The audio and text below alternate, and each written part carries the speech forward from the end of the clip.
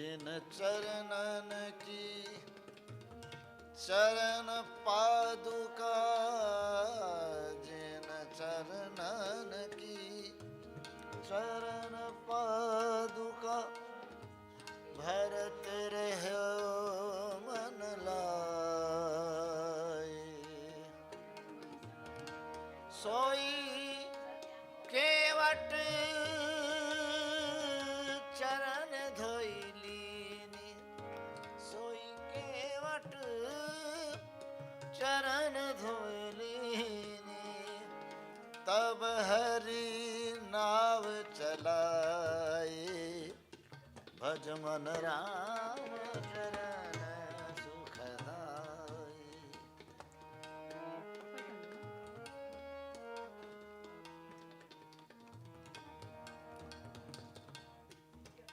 ये रुक नहीं रहा है क्या?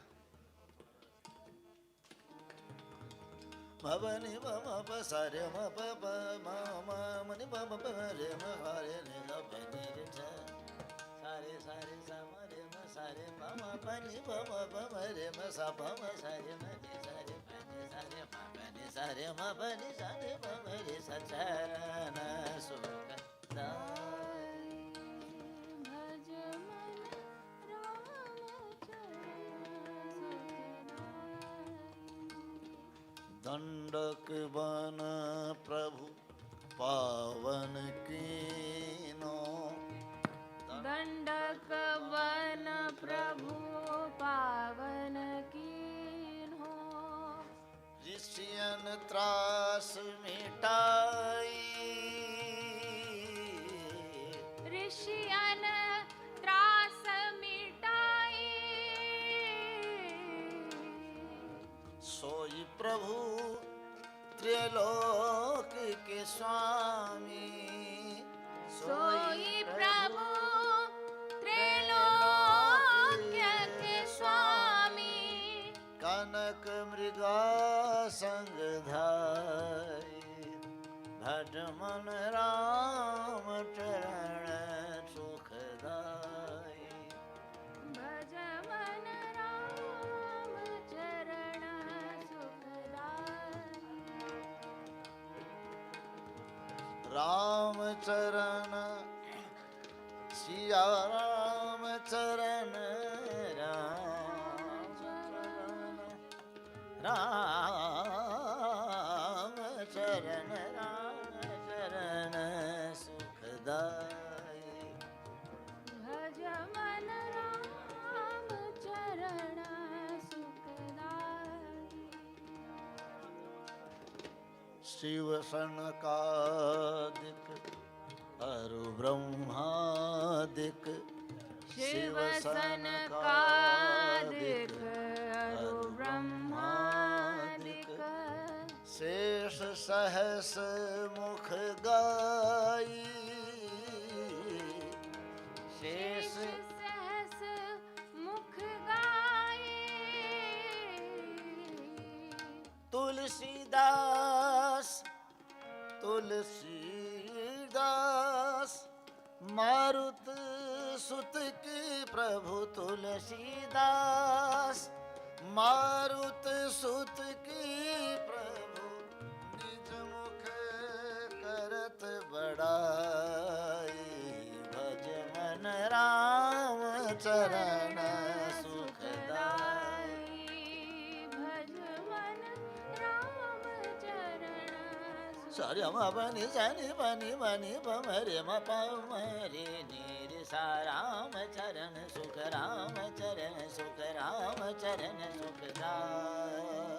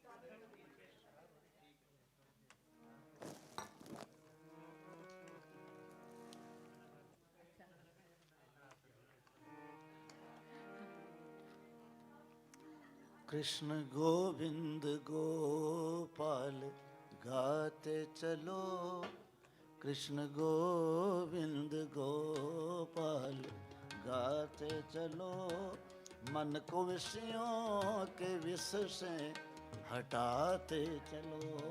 कृष्ण गोपाल गोविंद गाते चलो, कृष्ण गोपाल गोविंद गाते चलो, मन को विषयों के विष से हटाते चलो, मन को विषयों के विष से हटाते चलो, कृष्ण गोविंद गोपाल गाते चलो, कृष्ण गोविंद गोपाल गाते चलो, मन को विषयों के विष से हटाते चलो। मन को विषयों के विष से हटाते चलो, गोपाल गाते चलो।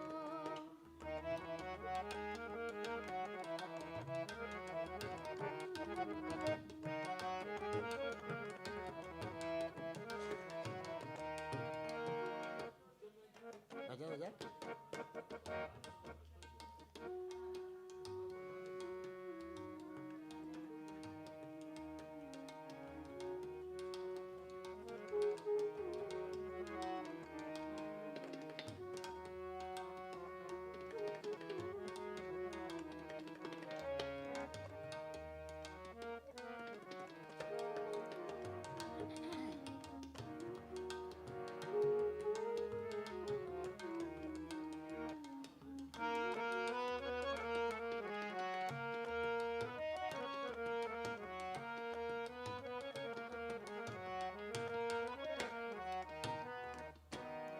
देखना इंद्रियों के न घोड़े खुले, देखना इंद्रियों के न घोड़े खुले, इन पे दिन रात संयम के कोड़े लगे, इन पे दिन रात संयम के कोड़े लगे, अपने रथ को सुमार्ग चलाते चलो, अपने रथ को सुमार्ग से चलाते चलो, कृष्ण गोविंद गोपाल गाते चलो, कृष्ण गोविंद गोपाल गाते चलो, कृष्ण गोविंद गोपाल गाते चलो, कृष्ण गोविंद गोपाल गाते चलो।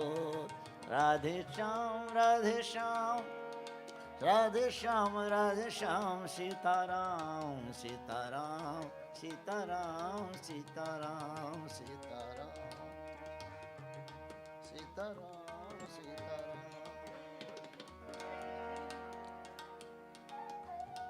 नाम जपते रहो काम करते रहो, नाम जपते रहो काम करते रहो, पाप की वासनाओं से डरते रहो, पाप की वासनाओं से डरते रहो, नाम धन का खजाना बढ़ाते चलो, नाम धन का।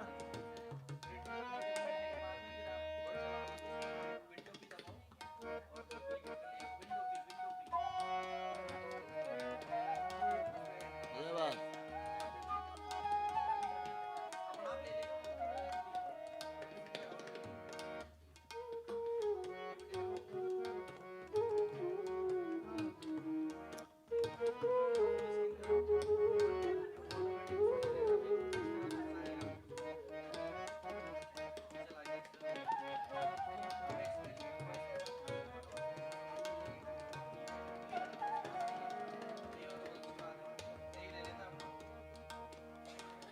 याद आएगा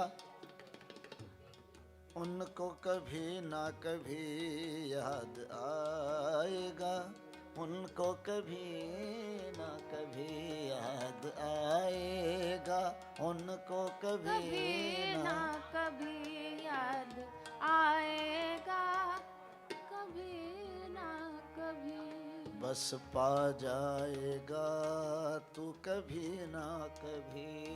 बस पा जाएगा तो कभी ना कभी। ऐसा विश्वास दिल में जमाते चलो, ऐसा विश्वास दिल में जगाते चलो, गोविंद गोपाल गाते गाते चलो, चलो, कृष्ण गोविंद गोपाल गाते चलो। है गोविंद गोपाल गाते चलो। हरे राम राम राम हरे हरे, हरे राम राम राम हरे हरे। हरे कृष्णा कृष्णा कृष्णा हरे हरे, हरे कृष्णा कृष्णा कृष्णा हरे हरे। राधे राधे राधे गोविंद गोपाला, राधे राधे राधे गोविंद गोपाला। राधे राधे गोविंद गोपाला, राधे राधे गोविंद गोपाला। कृष्ण गोविंद गोपाल गाते चलो, कृष्ण गोविंद गोपाल गाते चलो, मन को विषयों के विष से हटाते चलो, मन को विषयों के विष से हटाते चलो। कृष्ण गोविंद गोपाल गोविंद गोपाल गोविंद गोपाल गाते चलो।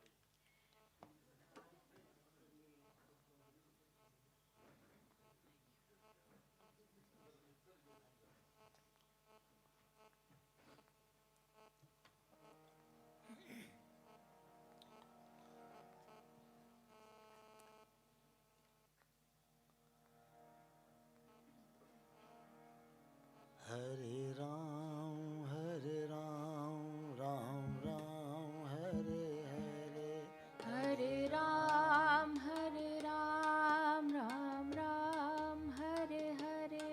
हरे कृष्णा कृष्णा कृष्णा हरे हरे, हरे कृष्णा कृष्णा कृष्णा हरे हरे। हरे राम राम राम हरे हरे, हरे राम राम हरे हरे। हरे कृष्णा कृष्णा कृष्णा हरे हरे, हरे कृष्णा कृष्णा कृष्णा हरे हरे। हरे राम राम हरे हरे, हरे राम राम हरे हरे। हरे कृष्णा कृष्णा हरे हरे, हरे कृष्णा कृष्णा हरे हरे। हरे राम राम हरे हरे, हरे राम राम हरे हरे। हरे कृष्णा कृष्णा हरे हरे, हरे कृष्णा कृष्णा हरे हरे। हरे राम हरे राम हरे राम हरे हरे, हरे राम हरे राम हरे राम हरे हरे।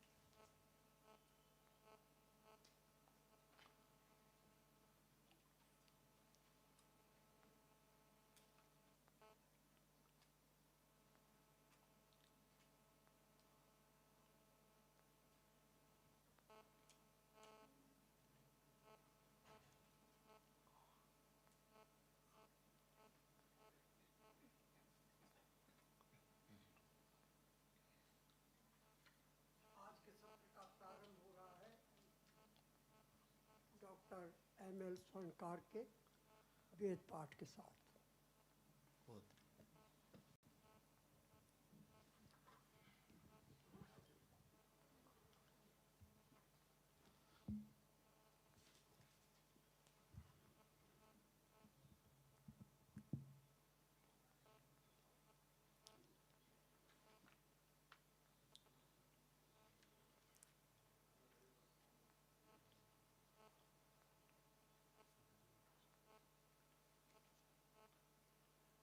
ओम श्री गणेशाय नमः। श्री माता पितृभ्यां नमः। श्री गुरुभ्यो नमः। ओम लंबोदरम परम सुंदरम एकदंतम रक्तांबरम त्रिनयनम परमं पवित्रम उद्यत दिवाकर निवोज्जल कांति कांतम विघ्नेश्वरम सकल विघ्नहरम नमामि। आज आचार्य जी हमारे मन के संकल्प कल्याणकारी हों। तन में मन है शिव संकल्प मस्तु। शिव संकल्प सुख से आज आप अपन आराम करेंगे। श्री गणेशाय नमः। हरि ओम। गणानां त्वा गणपतिगुं हवामहे प्रियाणां त्वा प्रियपतिगुं हवामहे निधीनां त्वा निधिपतिगुं हवामहे वसो मम आहम जानि गर्भदमा त्वं जासि गर्भधम् गायत्री त्रिष्टुप जगत्यनुष्टुप पंक्त्या सह बृहतुष्णिहा ककुप्सूचिभिः संयन्तु त्वाम् द्विपदाश्च चतुःपदास्त्रिपदाश्च खट्पदाः विछन्दाश्च छन्दाः सूचिभिः संयन्तु त्वाम् सहस्तोमाः सह छन्दस आवृतः सह प्रमारिखयः सप्तदेव्याः पूर्वे खां पन्थामनुदृश्य धीरा अन्वालेभिरेरथ्यो नरस्मिन् जज्जाग्रतो दूरमुदैति दैवं तदुसुप्तस्य तथैवैति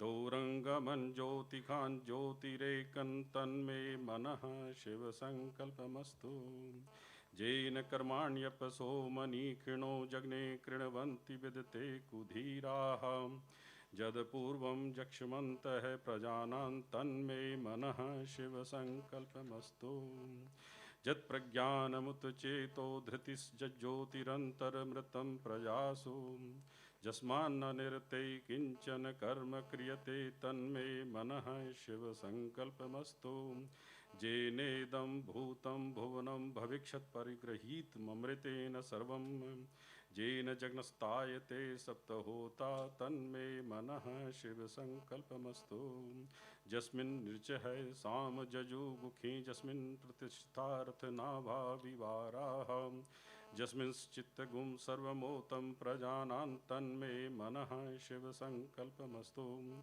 सुखारथिरस्वा निवजिन्मनुख्याने नीयते भीषुभिर्वाजिन इव हृत्प्रतिष्ठन् जदजिरञ्जविष्ठन् तन्मे मनः शिवसङ्कल्पमस्तु तन्मे मनः शिवसङ्कल्पमस्तु। हरिः ओम।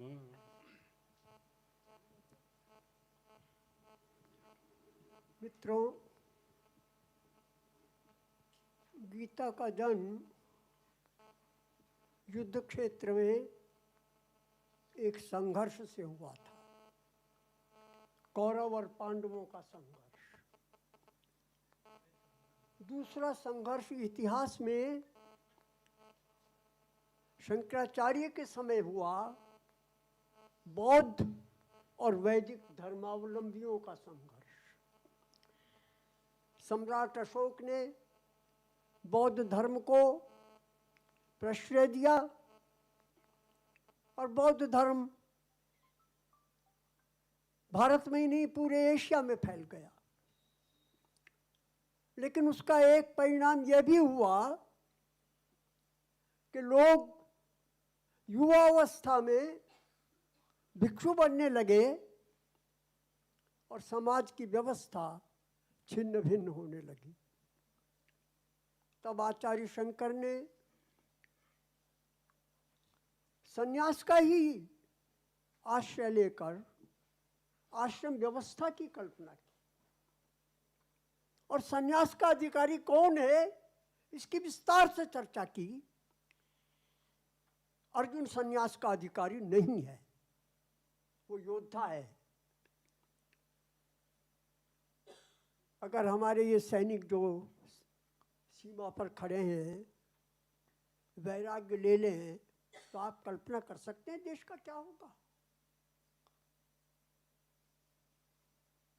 तो वो संन्यास के अधिकारी नहीं है, उन्हें अपने वर्ण व्यवस्था का पालन करना है। वो क्षत्रिय सोल्जर हैं। इस संघर्ष को लेकर आचार्य शंकर ने ये गीता का भाष्य लिखा। भाष्य तो शायद इससे पहले भी हुए होंगे, लेकिन जो उपलब्ध भाष्य उन सब भाष्यों में सबसे पुराना यह है।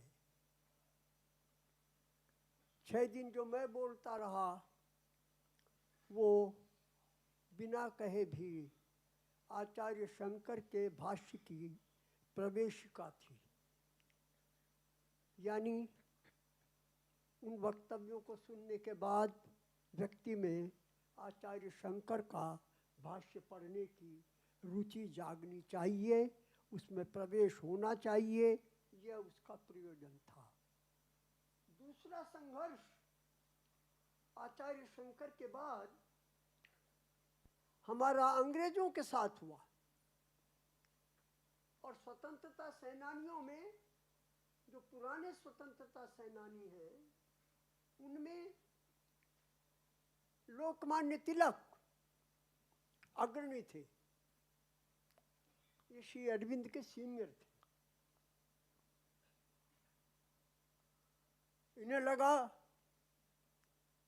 कि शंकराचार्य का सन्यास भी विदेशी साम्राज्य से टक्कर लेने में समर्थ नहीं होगा, हमें कर्मयोगी बनना पड़ेगा। तो उन्होंने एक विस्तार से भगवद गीता पर भाष्य लिखा जिसका नाम कर्मयोग शास्त्र रखा। एक तरह से शंकराचार्य ज्ञान योग शास्त्र हैं, तो लोकमान्य तिलक कर्मयोग शास्त्र। इसके बाद श्री अरविंद आए। लोकमान्य तिलक के वो जूनियर थे। उनके सामने ये एक अद्भुत घटना है। एक अंग्रेज ने पुस्तक लिख दी, इंडियंस हैव नो कल्चर। एक पुस्तक लिख ली पूरी, they have no civilization. Shri Aurobindo के सामने संघर्ष था कि क्या भारत के पास वस्तुतः कोई सभ्यता और संस्कृति है, और सभ्यता और संस्कृति ऐसी नहीं है जो साधारण हो, बल्कि वो सभ्यता और संस्कृति है जो पश्चिम की सभ्यता और संस्कृति से ज़्यादा उत्कृष्ट है। उन्होंने गीता का सहारा लिया, गीता पर इतना विस्तृत ग्रंथ लिखा, और भी लिखा। कल हमने इसका परिचय प्राप्त किया था। आज हम लोकमान्य तिलक के बारे में सुनेंगे। आज भी संघर्ष है, गरीबी है, भ्रष्टाचार है, अज्ञान है, आतंकवाद है। मित्रों, ये धर्म और अधर्म का संघर्ष ही जीवन है, और गीता संघर्ष का शास्त्र है। मैंने भी अपने छोटे हाथों से गीता पर एक भाष्य लिख ही दिया। इसकी चर्चा विपुल भाष्य जरा मोटा है, इसलिए इसका नाम विपुल भाष्य रख दिया, और मेरे एक दिवंगत पौत्र का नाम भी विपुल है, इसलिए उसकी स्मृति में भी इसका नाम विपुल भाष्य रख दिया। इसकी चर्चा भी कल 20 मिनट करेंगे। डॉक्टर नरेंद्र अवस्थी इस भाष्य की चर्चा भी करेंगे। लेकिन आज मैं कहना ये चाह रहा हूँ कि जैसा संघर्ष कौरव और पांडवों के बीच था, जैसा संघर्ष बौद्ध और वैदिक परंपरा के बीच था, जैसा संघर्ष अंग्रेज साम्राज्य के साथ था, अंग्रेज सभ्यता और संस्कृति के साथ था, उससे कम बड़ा संघर्ष आज हमारे सामने नहीं है। और संघर्ष जितना बड़ा है, मैं तो देखता हूँ, गांव का रहने वाला हूँ, गांव के बहुत सारे ये बच्चे गांव के हैं जो मेरे साथ रह रहे हैं, इनके परिवारों को जानता हूँ,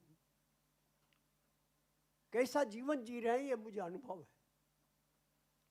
न शिक्षा है, न चिकित्सा है, न पैसा है। वही जो मुंशी प्रेमचंद के समय में साहूकारा ब्याज ले लेके, कर्ज ले लेके अपना पेट पाल रहे। ये सब संघर्ष आज हमारे सामने है। गीता का हमें सहारा लेना पड़ेगा। मैंने ये भूमिका इसलिए बांधी कि जो कुछ हम कर रहे हैं इसकी प्रासंगिकता समझ में आ रही है। ये केवल व्यक्तिगत कल्याण का, निःश्रेयस का मार्ग ही नहीं है, समाज की, राष्ट्र की आवश्यकता भी है। समाज और राष्ट्र की नहीं, पूरे संसार की आवश्यकता है। कोई भ्रष्टाचार खाली भारत में ही थोड़ा है, सारे संसार में है। आतंकवाद भारत में ही थोड़ा है, सारे संसार में है। भुखमरी यहीं थोड़ा है, सारे संसार में। इससे हमें उभरना होगा तो हमें गीता का सहारा इसलिए लेना पड़ेगा कि गीता ने हमें संघर्ष करना सिखाया है, युद्ध करना सिखाया है। आज सौभाग्य से हमारे बीच हम सबके पूज्य डॉक्टर सुबोध चंद्र शर्मा जी हैं। इन्होंने अपनी प्रारंभिक शिक्षा विद्या भवन उदयपुर से ली, इंजीनियरिंग शिक्षा MBM इंजीनियरिंग कॉलेज जोधपुर से ली, अध्यापन कार्य किया जोधपुर में ही MBM इंजीनियरिंग कॉलेज में। फिर स्ट्रक्चरल इंजीनियरिंग में PhD की।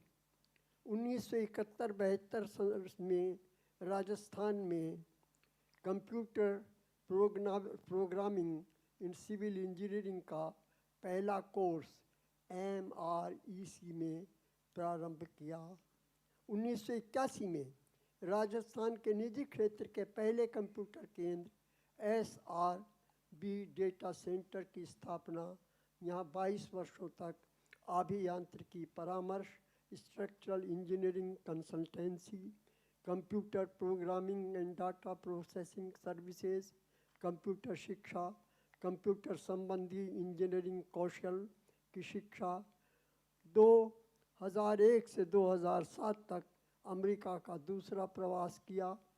अलाबामा कृषि एवं यांत्रिक विश्वविद्यालय हंट्सविल में इंस्टीट्यूशनल रिसर्च नामक नए विभाग की स्थापना में भाग लिया और इंस्टीट्यूशनल डाटा कोऑर्डिनेटर के पद पर 6 वर्ष तक कार्य किया।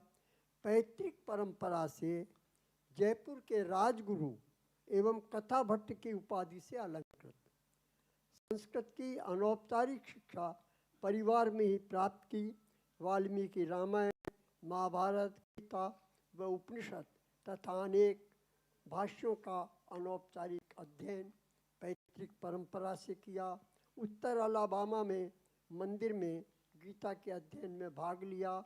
वहाँ के ज्ञान मंदिर में ज्ञान चर्चा नाम के छोटे छोटे प्रवचनों की एक साप्ताहिक श्रृंखला प्रारंभ की। कुछ अवसरों पर अंतरधर्म सम्मेलनों में सनातन धर्म का पक्ष भी प्रस्तुत किया। पिछले 10 वर्षों से ये मेरे निकट सानिध्य में हैं। इन्होंने मेरे ग्रंथ अभिनव वेद पाठमाला का बड़ा कठिन संपादन किया। उपनिषद वैश्विक अध्यात्म की आधारशिला का संपादन किया। उसमें दिए गए जो शोध संदर्भ थे उन्हें शुद्ध किया। 218 में हुए सेमिनार भारतीय वाङ्मय में अध्यात्म प्रवाह के अवसर पर प्रकाशित कार्यवाही के संपादक मंडल में नियुक्ति इनकी हुई। ऐसा इनका संक्षेप में परिचय मैंने आपके सामने रखा। मैं उनसे प्रार्थना करता हूँ आज के मुख्य वक्ता के पद को अलंकृत करें। और इसके साथ ही हमारे सौभाग्य से इस सत्र की अध्यक्षता करना स्वीकार किया है Mahatma Gandhi university of medical sciences and technology Jaipur के president cum vice chancellor doctor Achal Gulati जी ने। आप पधारे सर, अपना स्थान ग्रहण करें। डॉक्टर अचल गुलाटी जी अंतर्राष्ट्रीय ख्याति के व्यक्ति हैं। हमारा सौभाग्य है कि हमें जयपुर में उपलब्ध है। ये National Medical Commission New Delhi के प्रेसिडेंट रह चुके हैं। गवर्नमेंट ऑफ इंडिया में additional director general health services का कार्य किया। Director GB Pant Institute of Post Graduate Medical Education and Research के रूप में काम किया। Director principal doctor BSA Medical College New Delhi के रूप में कार्य किया। Professor of excellence Maulana Azad Medical College New Delhi के रूप में काम किया। इनके पास बहुत सारे पद हैं। ये ENT एक्सपर्ट हैं, FA, MS, FIAO, GHNS, FIM, SA, ऐसी अनेक उपाधियाँ इन्हें प्राप्त हैं। हमारा सौभाग्य, हमारी प्रार्थना पर आज की अध्यक्षता इन्होंने स्वीकार की है। अब आज के मुख्य वक्ता डॉक्टर सुबोध शर्मा जी से मैं प्रार्थना करूंगा कि लोकमान्य तिलक का जो दृष्टिकोण गीता के प्रति उनके ग्रंथ में है उस पर प्रकाश डालने की कृपा करें।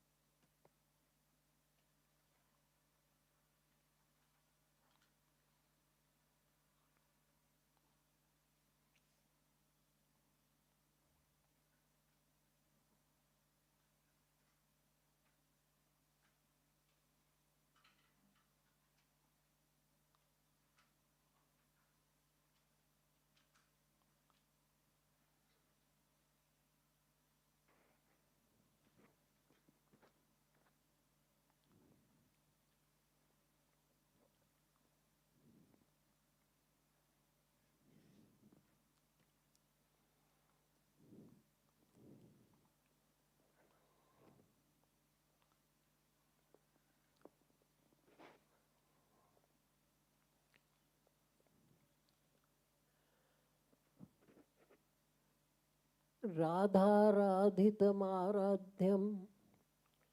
कृष्णं चन्द्रविहारिणं नौमि रत्नापणे संस्थं चांपावत्यास्तु मंदिरे। परिचय की एक लाइन और मैंने जोड़ दी है। रत्नों का जो बाज़ार है अर्थात जौहरी बाज़ार, वहाँ पर माजी साहब जयपुर की राजमाता उस करीब 184 साल पहले की बात है, तब उन राजमाता ने, जो उनका नाम चंपावत जी था, उन्होंने ये मंदिर बनवाया जो चंपावत जी के मंदिर के नाम से प्रसिद्ध है। वहाँ पर जो विग्रह है वो चंद्र विहारी जी के नाम से जाना जाता है और उस परंपरा से मैं हाजिर हुआ हूँ। तो वो पता एक मेरा एड्रेस अभी जो है वो अलग है, ये मेरा परमानेंट एड्रेस है, चंपावत जी का मंदिर, जौहरी बाजार, जयपुर।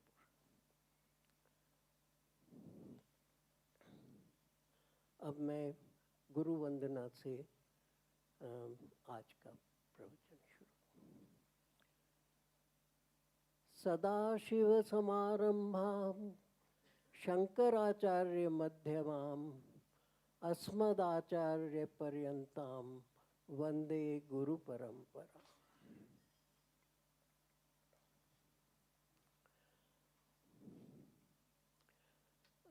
बहुत ही अच्छा परिचय लोकमान्य तिलक का और उनके गीता ग्रंथ का आचार्य श्री ने अभी अभी दे दिया है, तो उसको मैं उसको आगे बढ़ाने की हिम्मत तो नहीं कर सकता, पर कोशिश ज़रूर कर सकता हूँ। ये पुस्तक लोकमान्य तिलक ने 1910-11 में मंडाले जेल में बैठकर लिखी थी। भगवान कृष्ण की बात करने के लिए जेल से अच्छी और क्या जगह हो सकती है। कल हमने रेणुका जी से सुना कि महर्षि अरविंद भी जब जेल में थे अलीपुर कांड के बाद, तब उनको सब जगह श्री कृष्ण के दर्शन हुए। तो ये हम शुरुआत करेंगे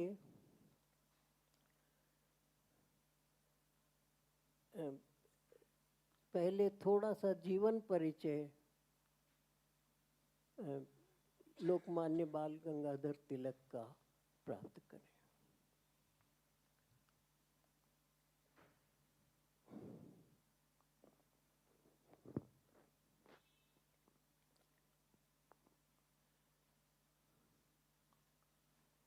सन 1856 आपको याद दिलाना चाहिए 1857 की क्रांति का। उसके कितने निकट लोकमान्य बाल गंगाधर तिलक का जन्म हुआ। इनके ये मराठी चित पावन ब्राह्मण, जो मराठियों में मराठी में 3 प्रकार के ब्राह्मण वहाँ पाए जाते हैं। सब ये दावा करते हैं हम आपसे बाकी लोगों से अच्छे हैं, जैसा सब जगह पूरे भारत में सब ब्राह्मणों में यही सर फूटने का कारण बना है। तो ऐसे परिवार में उनका जन्म हुआ और समय हमने देखा भारत के इतिहास में एक बड़ा महत्वपूर्ण समय था, और उस वक्त हवा में ही क्रांति की लहर उठी थी। लोकमान्य तिलक के बारे में एनसाइक्लोपीडिया ब्रिटानिका ने जो लिखा है, वो क्योंकि ब्रिटिश साम्राज्य से इन्होंने संघर्ष किया, लेकिन ब्रिटानिका में ही उनके बारे में जो लिखा है वो यहाँ पे उद्धृत है। Scholar, mathematician, philosopher and ardent nationalist who helped lay the foundation for India's independence. यही बात करीब करीब महात्मा गांधी ने जब लोकमान्य तिलक की बात की, जीवन काल में दोनों में काफ़ी मतभेद रहता था और लोग समझते थे कि ये उनके बारे में कोई बहुत बड़ी बात नहीं कहेंगे।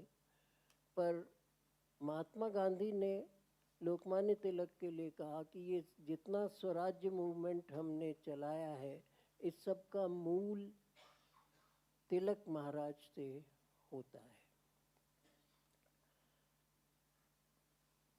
इनके पिताजी स्कूल अध्यापक थे बम्बई में, और वहीं पर आपका जन्म हुआ।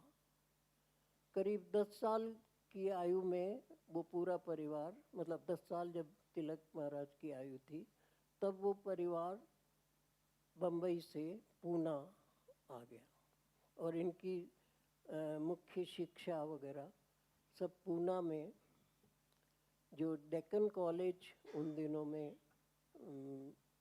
मशहूर होता था, वहाँ पर उन्होंने पढ़ाई की। जैसा पुराने समय में होता था, 15 साल की आयु में इनकी शादी हो गई, और दैवयोग से जब इनकी आयु 16 साल की थी, तभी इनके पिता का एक बड़ी बीमारी से स्वर्गवास हो गया। तो इनके जीवन में ये एक बड़ी घटना है, उसका जिक्र हम वापस एक बार करेंगे। शिक्षा में उन्होंने बीए इंग्लिश, फिलॉसफी और मैथमेटिक्स से पढ़ाई की, बीए पास किया, और उसके बाद वो एमए की पढ़ाई कर रहे थे, लेकिन किसी कारण से उन्होंने एमए की पढ़ाई छोड़ के एलएलबी की पढ़ाई शुरू कर दी, और एलएलबी पास भी कर लिया, पर बाद में उन्होंने वकालत नहीं करने का फैसला किया, और उसके बाद अपना ही उन्होंने एक स्कूल पूना में शुरू किया, और उस स्कूल को जो सोसाइटी चला रही थी, इनके कुछ मित्र और सहयोगी भी उनके साथ थे, उन्होंने डेक्कन एजुकेशन सोसाइटी नाम से एक संस्था बनाई। वहाँ से उन्होंने पहले स्कूल से शुरुआत की, फिर उसको धीरे धीरे बढ़ाते गए, और जो पूना का सबसे मशहूर फर्गुसन कॉलेज है, वो उसी सोसाइटी से बना है। तो ये क्योंकि लोकमान्य तिलक ने देखा कि जब ये अंग्रेज़ राज कर रहे हैं और इनकी बात को हमको समझना है, फिर काटना है, तो अगर समझेंगे तो उनकी भाषा में ही समझ सकते हैं, इसलिए ये अंग्रेज़ी माध्यम से उन्होंने पढ़ाई सब करवाई, और स्वयं भी उन्होंने अंग्रेजी में ही पढ़ी। संस्कृत उन्होंने वंश परंपरा से घर में ही सीखी। उसके बाद समाज के उत्थान में उनका इतना वो था कि लोगों को इकट्ठा करने के लिए उनको जो एक सबसे बड़ा बहाना मिला, वो ये कि उन्होंने सार्वजनिक गणेशोत्सव की शुरुआत की। वो कितना गणेशोत्सव कितना पॉपुलर है वो मुझे यहाँ कहने की ज़रूरत नहीं, क्योंकि हम जानते हैं कि आज जितना गणेश पूजा का उत्साह पूरे भारत में दिखाई देता है, वो कितना बड़ा है, और उसकी शुरुआत जिस बीज जो उसका था वो लोकमान्य तिलक का शुरू किया हुआ है। उसके बाद इन्होंने ये काम 1893 का है। 1895 में इन्होंने एक प्रयत्न और किया कि शिवाजी की जयंती, उसको उन्होंने शिव जयंती नाम दिया, वो भी पूरे महाराष्ट्र में मनाई जाए, और वो अभी तक मनाई जाती है, पर वो महाराष्ट्र से बाहर उसका उतना प्रचार नहीं हुआ।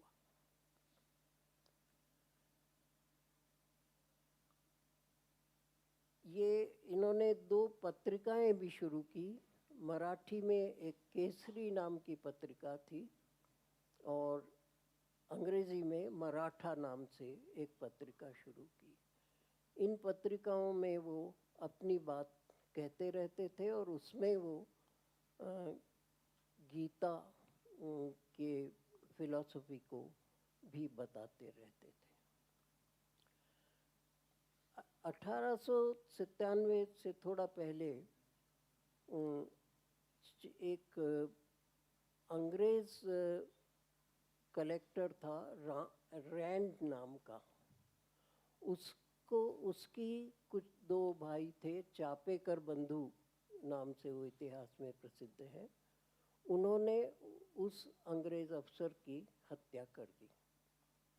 उस हत्या का जिक्र करते हुए लोकमान्य तिलक ने केसरी में गीता का संदर्भ देकर कि और मनुस्मृति का संदर्भ देकर कि मनुस्मृति कहती है अगर कोई आतताई शस्त्र लेकर आपके सम्मुख आ जाए, चाहे वो आपका भाई हो, आपका पिता हो, आपका गुरु हो, कोई भी हो, पर अगर वो शस्त्र लेके सामने खड़ा है तो उसको मार देने में आपका कोई दोष नहीं है। ये बात उन्होंने केसरी में लिखी इस संदर्भ में कि चापेकर बंधुओं ने अंग्रेज अफसर को मार दिया। इस बात पे अंग्रेज़ों ने उनको देशद्रोह का अपराधी माना। वो जो सेडिशन का लॉ है वो अभी तक चल रहा है कि गवर्नमेंट के खिलाफ या और भी किसी बड़ी संस्था के खिलाफ आप कुछ कहते हैं तो आपके ऊपर देशद्रोह का मुकदमा चलाया जाता है। मैंने यहाँ पर मेरी तिलक के लिए देशद्रोह लिखने की हिम्मत नहीं हुई, तो मैंने उसको देश प्रेम का पहला मुकदमा लिखा है। इस मुकदमे में पैरवी करने के लिए कई लोग आए, कई वकील भी आए। एक बम्बई के उन दिनों के उभरते हुए यंग वकील मोहम्मद अली जिन्ना, उन्होंने भी पैरवी की। और एक वकील थे डावर नाम के, इनका नाम अभी थोड़ी देर में वापस लेता हूँ। तो इन और बंगाल के भी कुछ लोग आए जिन्होंने इनके पक्ष में पैरवी की, लेकिन वो चली नहीं और तिलक महाराज को 1897 में 18 महीने की जेल हुई, बम्बई में ही हुई। उस जेल के बाद जब वो वापस आ गए तो उन्होंने अपनी गतिविधियों में कोई परिवर्तन नहीं किया। सन 1905 में लॉर्ड कर्जन ने बंगाल का विभाजन कर दिया।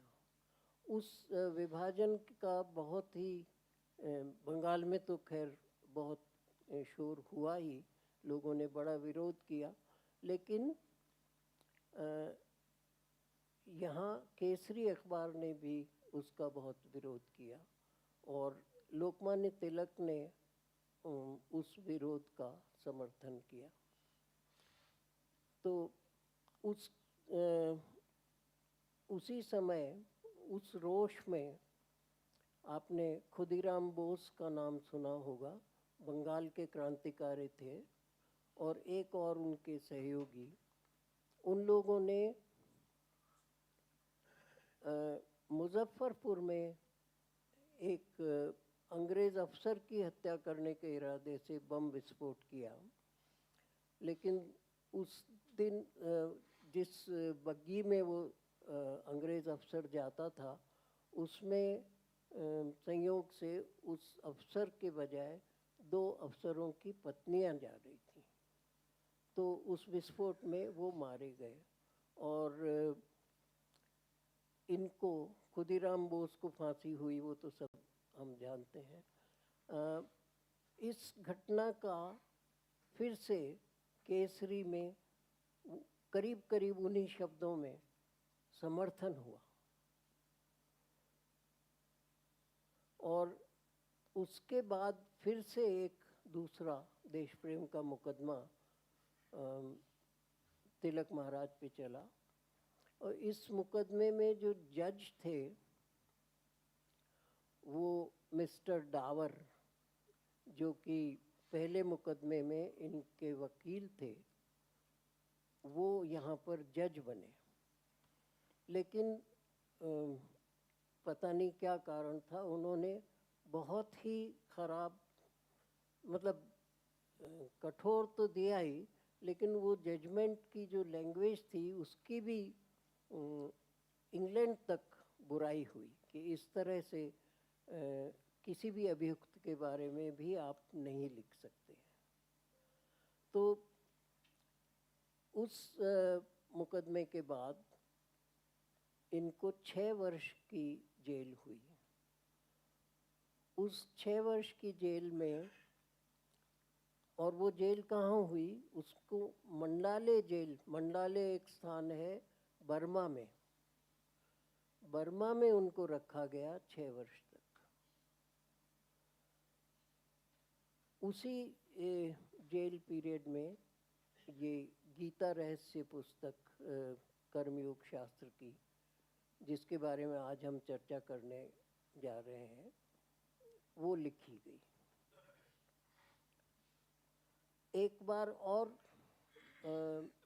जब बाहर आ गए थे, उसके बाद भी 1916 में इन पर एक बार फिर देश प्रेम का मुकदमा, कुछ उसी तरह की, जो ये भाषण वगैरह देते थे उसके वजह से, लेकिन वो तीसरे मुकदमे में इनकी विजय हुई, कोई सज़ा नहीं हुई। इन तीनों मुकदमों का जिक्र मैंने किया है। वो वकील जो कॉमन वकील थे इसमें, वो मोहम्मद अली जिन्ना ही थे। वो उस वक्त बम्बई के अच्छे से अच्छे वकीलों में गिने जाते थे।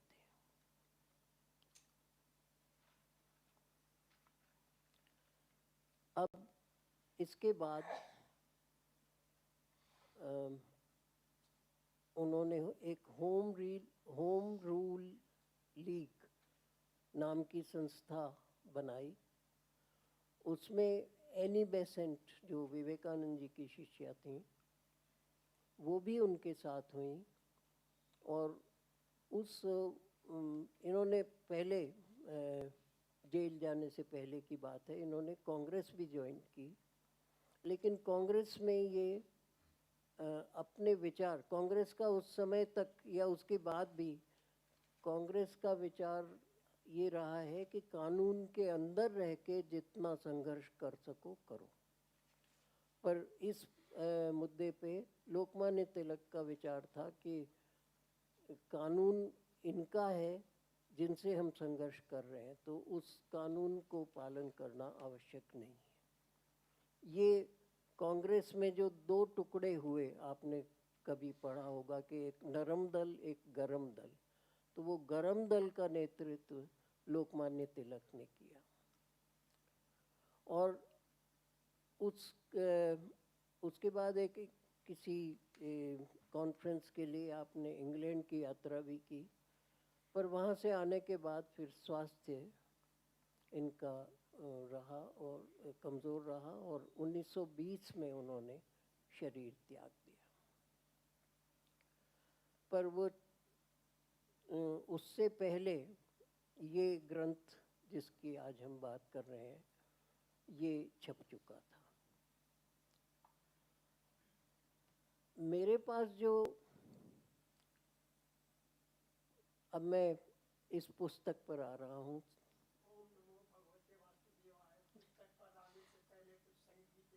हाँ, बहुत ही खुशी की बात है, इससे अच्छी बात और क्या हो सकती।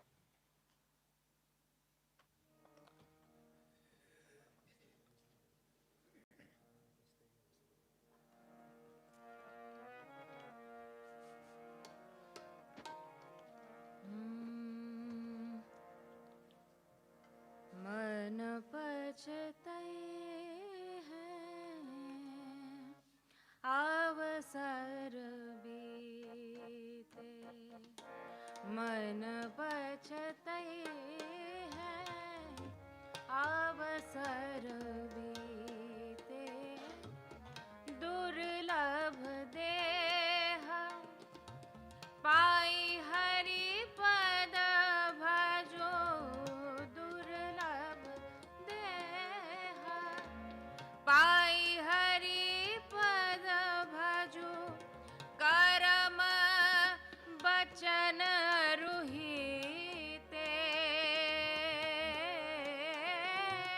करम बचन रुहिते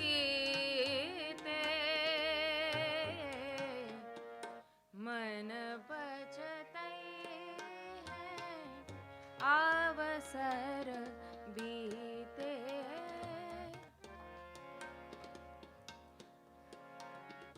सहस बाहु दस बदन आदि नृप सहस बाहु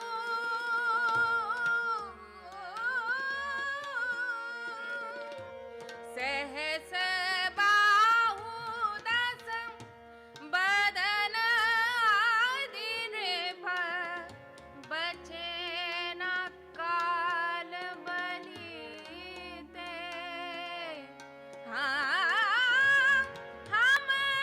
हम करी धन धाम संवारे हम करी धन धाम संवारे अंत चले उठी रीते मन पछतई है अवसर बीते मन पछतई है अवसर बीते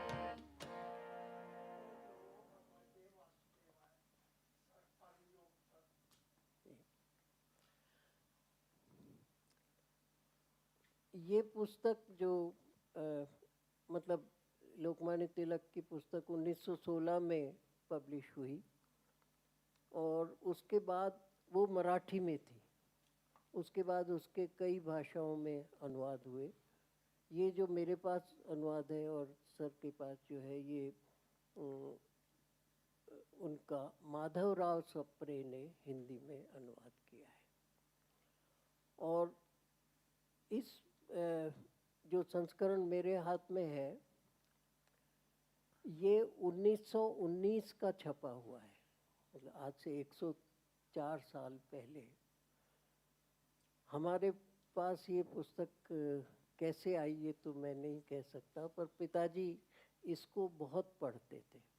पिताजी ने 1919 में तो नहीं खरीदी क्योंकि उस समय उनकी आयु सिर्फ 3 साल की थी, तो कभी न कभी बाद में उन्होंने खरीदी है और इसको वो बहुत पढ़ते थे। उसका कारण गीता तो वैसे भी उन्होंने खूब पढ़ी थी, ओरिजिनल महाभारत से भी महाभारत की कथा करते थे तो वहाँ भी उन्होंने खूब गीता पढ़ी। लेकिन ये इसलिए उनको पसंद थी कि इसमें महाभारत के संदर्भ में तिलक महाराज ने बहुत कुछ कहा है। करीब करीब हर 2-1 पेज के बीच में एक कहीं न कहीं महाभारत का और विशेषकर शांति पर्व का या अनुशासन पर्व और वन पर्व, ये 3 हैं जहाँ पर महाभारत में ज्ञान का विस्तार हुआ है। तो उन पर्वों का बहुत जिक्र इस पुस्तक में है, इसकी वजह से वो उनको प्रिय थी। मेरे पिताजी का जब देहावसान हुआ उससे 1 दिन पहले डॉक्टर जी.आर. सिंघवी थे अपने संतोकबा में, वो उनको देखने, उन्हीं का इलाज चल रहा था और काफ़ी दिनों से उनके हार्ट की दवाइयाँ वगैरह होती। तो 1 दिन पहले वो आए, उस वक्त पिताजी यही पुस्तक पढ़ रहे थे बिस्तर में लेटे लेटे। तो डॉक्टर साहब ने कहा कि इतनी भारी पुस्तक, जितना तो आपका हार्ट ही नहीं है, इसको आप कैसे उठा रहे हो। तो उसके ये एक व्यक्तिगत मेरा जो इस पुस्तक के साथ प्रेम है उसका मैंने छोटा सा, इसके बाद हम इस पुस्तक पर आते हैं और इसकी जो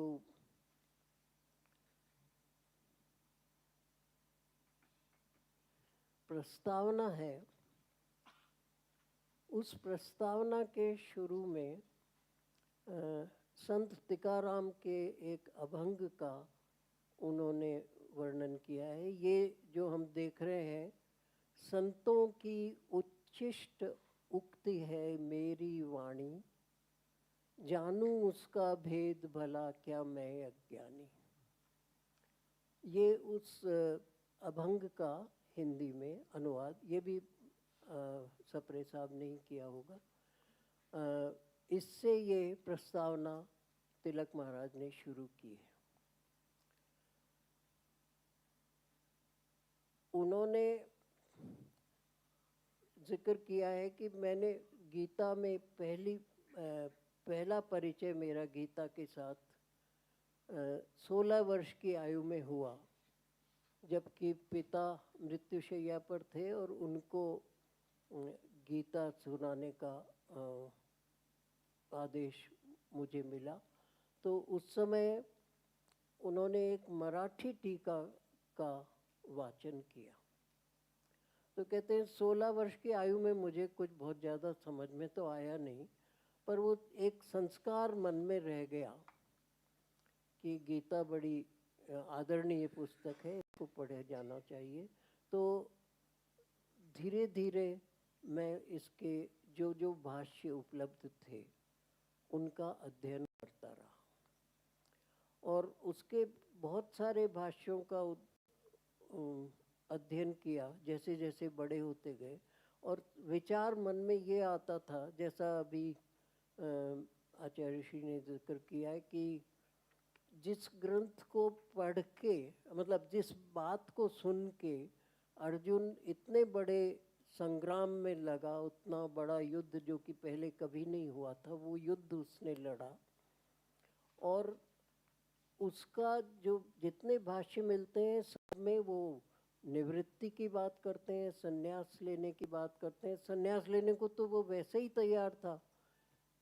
श्रेयो भोक्तुम भैक्ष्यमपि है लोके, ये तो अर्जुन के खुद के वचन है कि मैं तो इनको मारने से तो अच्छा है कि मैं भीख का कटोरा लेके निकल जाऊं। लेकिन ये बात गीता कह नहीं सकती, ऐसा उनके मन में हमेशा वो संशय रहा। और उन्होंने सारे भाष्य पढ़े, जिन जिन भाष्यों का अभी आचार्य श्री ने नाम लिया है, और अभी एक बार फिर हम उनकी बात करेंगे। तो उसके बाद उनको फिर भी ये पता नहीं चला कि निवृत्ति मार्गी, ये शंकराचार्य जी ने जब गीता का भाष्य लिखा है तो उसमें उन्होंने जो उसका इंट्रोडक्शन है उपोद्घात, उसी में लिखा है कि भगवान ने निवृत्ति मार्ग और प्रवृत्ति मार्ग, दो तरह के मार्ग चलाए। और उन्होंने, शंकराचार्य जी ने निवृत्ति मार्ग का ही प्रतिपादन किया है और सबको कहा है कि उसी मार्ग में आपका कल्याण होता है। तो ये बात तिलक को स्वीकार नहीं हुई। उन्होंने कहा कि गीता मतलब उन्होंने उन भाष्यों को भी पढ़ा, वहाँ उन भाष्यों से भी उनका समाधान नहीं हुआ। तो इसमें प्रस्तावना में लिखा है कि उन सब भाष्यों को मैंने पोटली बांध के ऊपर रख दिया और उसके बाद मूल गीता को बार बार पढ़ा। कई बार उसको पढ़ने से ये सार निकला कि गीता निवृत्ति प्रधान नहीं है, कर्म प्रधान है। और इसलिए उन्होंने ये कर्म योग नाम की, ये पुस्तक तो बहुत बाद में लिखी, उससे पहले उन्होंने कई जगह इस आशय के व्याख्यान दिए और उसके ऊपर वो कहते हैं 1902 में मैंने पहला व्याख्यान इस विषय में दिया, फिर बाद में अपने मित्रों से भी मैं जिक्र करता रहता था और धीरे धीरे ये धारणा पक्की हो गई कि गीता कर्म प्रधान है।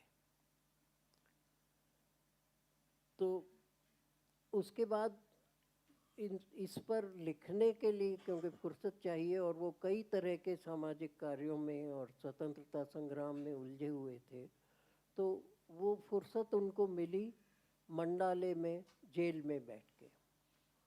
और वो कहते हैं कि वहाँ भी एक लाइन लिखी है कि अंग्रेज़ सरकार की मेहरबानी से मुझे कागज़ और वो पुस्तकें उपलब्ध हुई, तो उनसे मैंने उनकी जो ओरिजिनल मैन्युस्क्रिप्ट है वो पेंसिल से लिखी हुई है।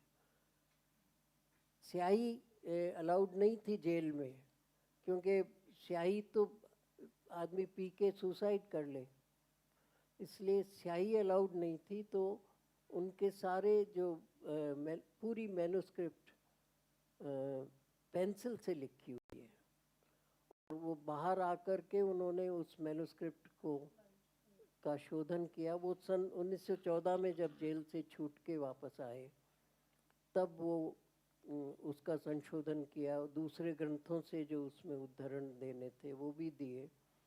इस तरह से ये पूरी हुई 1916 तक और 1916 में वो मराठी में पब्लिश हुई।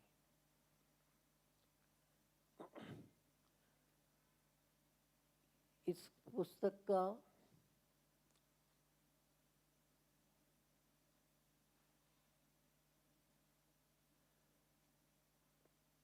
कलेवर ये करीब 850 पेज की पुस्तक है, 852। इसमें से जो भाष्य है जिसमें गीता के श्लोक और उनका अर्थ दिया हुआ है, वो अंतिम जो यहाँ पर आप देख रहे हैं,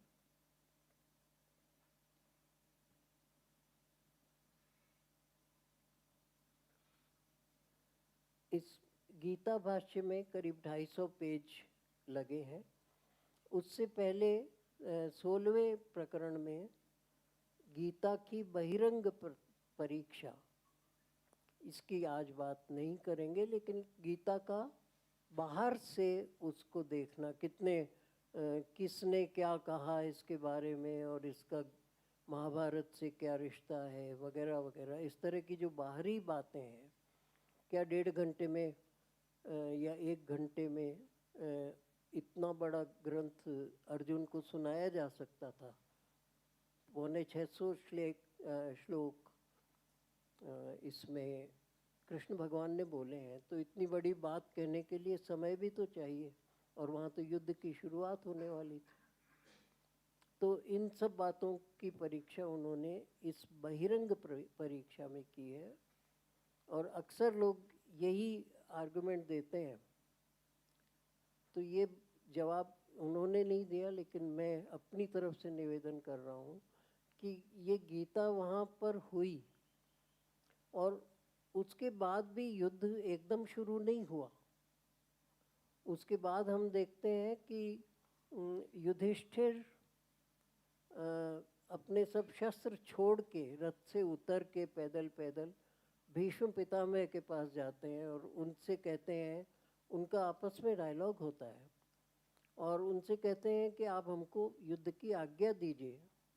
भीष्म पितामह कहते हैं, हाँ मैं तुमको आज्ञा देता हूँ, अगर तुम ये आज्ञा लेने नहीं आते तो मैं तुमको श्राप देता, लेकिन अब मैं तुमको विजय का आशीर्वाद दे रहा हूँ।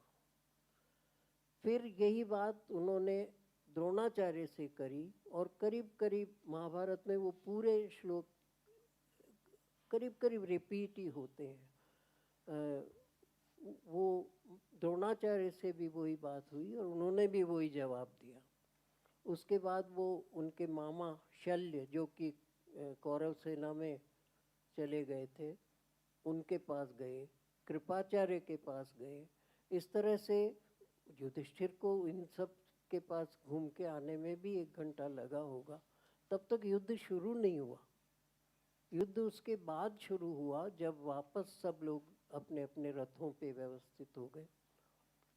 इसलिए काफ़ी फुर्सत से भगवान ने गीता सुनाई है। ये संशय हमको नहीं करना चाहिए कि रथ में बैठ के और युद्ध के बीच में वो कैसे, अगर वो माहौल नहीं होता तो शायद गीता का ये स्वरूप बनता भी नहीं।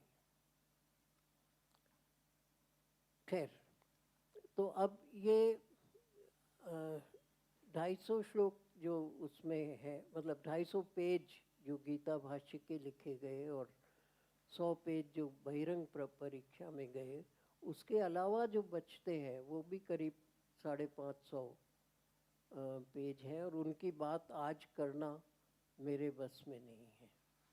तो हम इसके शुरू के जो अध्याय है जहाँ पर कि कर्मयोग का मुख्यतः जिक्र है, उन अध्यायों की बात करते हैं।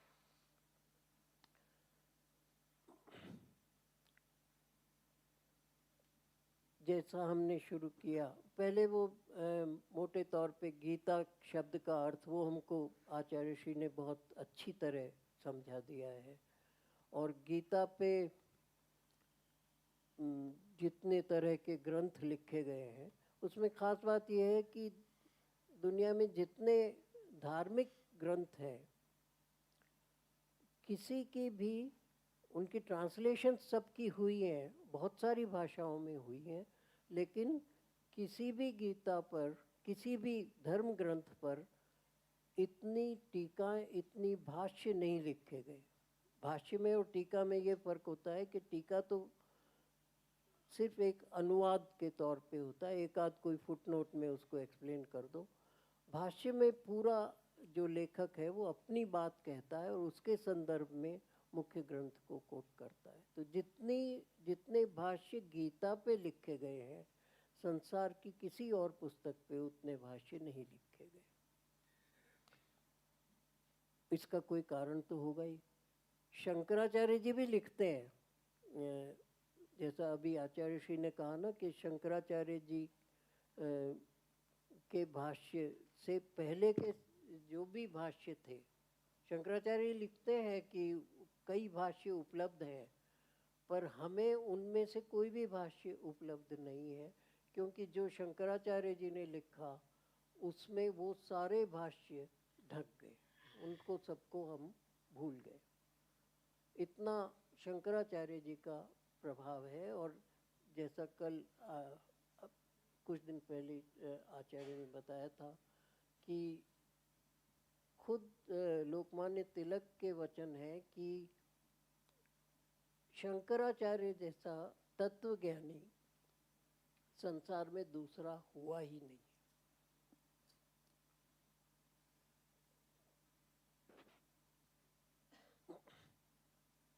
वैसे रामसुखदास जी महाराज ने यही बात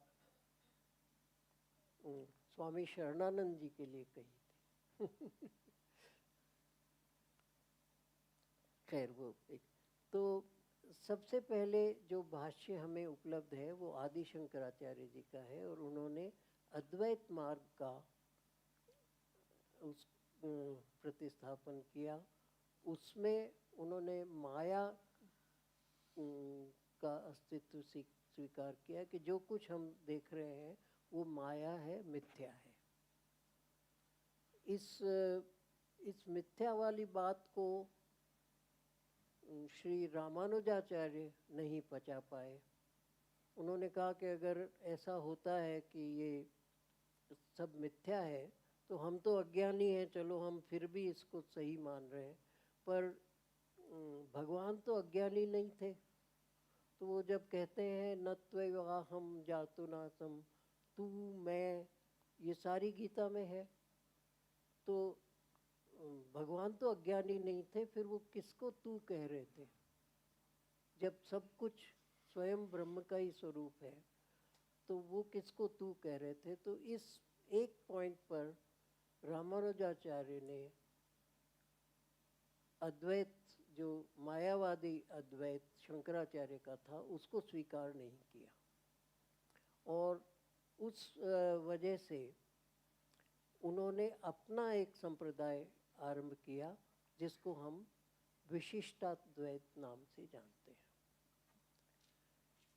इसी परंपरा से मतलब मध्वाचार्य आए, उन्होंने द्वैत स्वीकार किया कि ईश्वर और जीव दोनों सत्य हैं, अलग अलग, मतलब इनकी सत्ता एक दूसरे पर निर्भर है पर दोनों सत्य हैं। वो मध्वाचार्य जी ने उस संप्रदाय को शुरू किया। फिर निम्बार्काचार्य जी ने द्वैताद्वैत शुरू किया कि द्वैत भी सही है और अद्वैत भी सही है। इनका लिखा हुआ गीता पर भाष्य नहीं है, पर इनके संप्रदाय के एक केशव कश्मीरी थे, उन्होंने इन्हीं के सिद्धांतों के आधार पे गीता का भाष्य लिखा है। हाँ ये सबसे बाद में हुए थे और सबको इनको, और वल्लभाचार्य जी को तो हम अभी तक जानते ही हैं। इन्होंने कहा कि एक ही है, लेकिन वो जो एक है वो श्री कृष्ण है। तो उन्होंने जिस उस अद्वैत को स्वीकार किया, लेकिन उस अद्वैत को श्री कृष्ण के लिए स्वीकार किया कि उनके अलावा कुछ नहीं है, तो वो शुद्धाद्वैत कहलाया। उसको पुष्टि मार्ग भी कहते हैं, क्योंकि पुष्टि जिस स्टेज तक हम पूर्णता की अवस्था में पहुंचते हैं उसको उन्होंने पुष्टि नाम दिया, इसलिए उनके मार्ग का नाम पुष्टि मार्ग भी कहलाते हैं।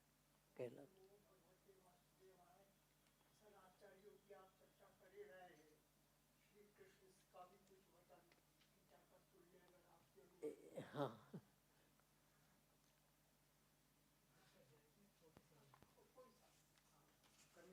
कर्मयोग की ही चर्चा चल रही है, तो कर्मयोग के मैं अब थोड़ी देर में मैं भी आपको प्रार्थना करूंगा इन्हीं के लिए।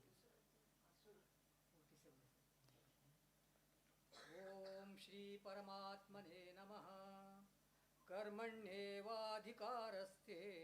मा फलेषु कदाचन मा कर्मफलहेतुर्भुः मा ते संगोऽस्त्व कर्मणि।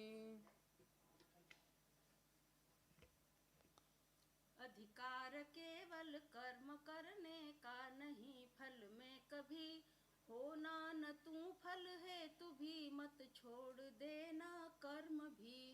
योगस्थः कुरु कर्माणि संगं त्यक्त्वा धनंजय, सिद्ध्य सिद्ध्योः समो भूत्वा समत्वं योग उच्यते। आसक्ति सब तज, सिद्धि और असिद्धि मान समान ही, योगस्थ होकर कर्म कर है योग समता ज्ञान ही। दूरेण यवरं कर्म बुद्धियोगात् धनंजय, बुद्धौ शरणम् अन्विच्छ कृपणः फलहेतवः। इस बुद्धि योग महान से सब कर्म अतिशयहीन है, इस बुद्धि की अर्जुन शरण लो चाहते फल दीन है। बुद्धि युक्तो जहातीह उभे सुकृत दुष्कृते, तस्माद् योगाय युज्यस्व योगः कर्मसु कौशलम्। जो बुद्धियुत है पाप पुण्यों में न पड़ता है कभी, बन योग युत है योग ही यह कर्म में कौशल सभी।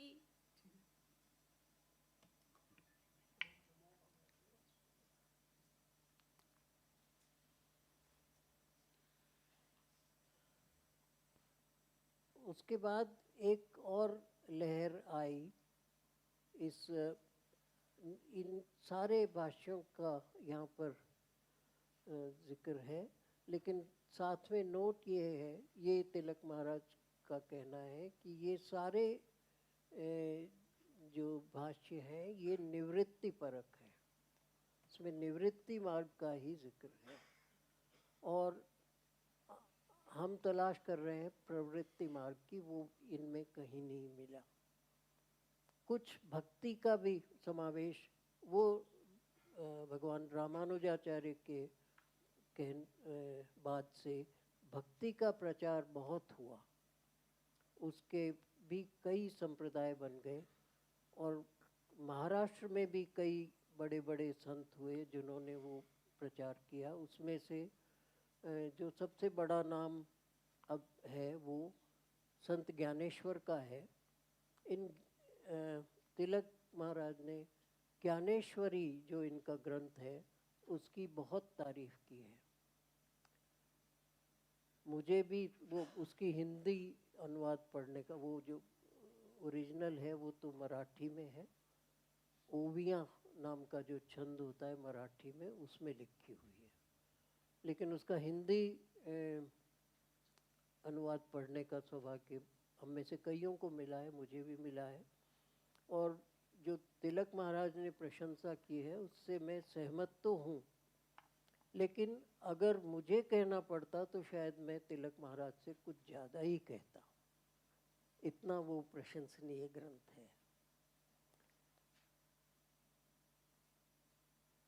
तो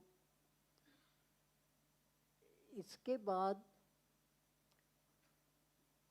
जो तिलक महाराज का आर्गुमेंट है कि ये सब जगह तो हम निवृत्ति की बात सुनते आए हैं, लेकिन भगवान जहाँ जहाँ तस्मात् शब्द का प्रयोग करते हैं शुरू के अध्यायों में ख़ास तौर से, तो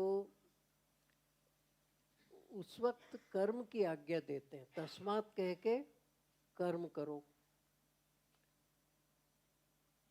आप में से जो मैथमेटिशियंस हैं ये 3 टिकी वाला जो सिंबल है वो जानते होंगे, ये देयरफॉर के लिए यूज़ होता है।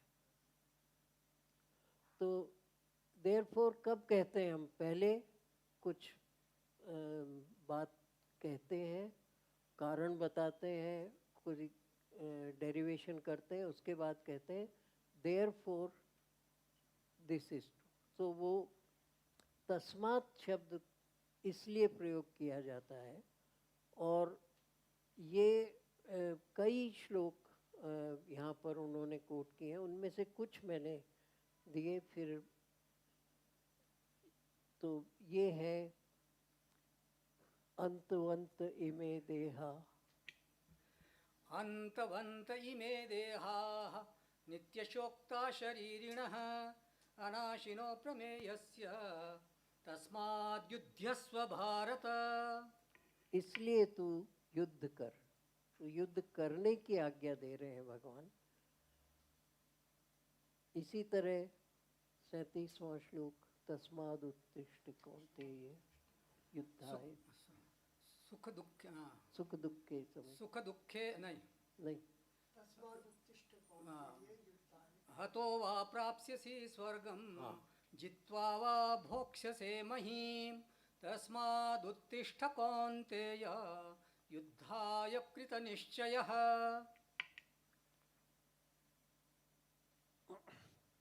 एवं ज्ञात्वा कृतं कर्म, एवं ज्ञात्वा कृतं कर्म पूर्वैरपि मुमुक्षुभिः कुरु कर्मैव तस्मात् त्वं पूर्वैः पूर्वतरं कृतम्। और फाइनली जो मामनुस्मर युद्ध के 8वें अध्याय से, हाँ हाँ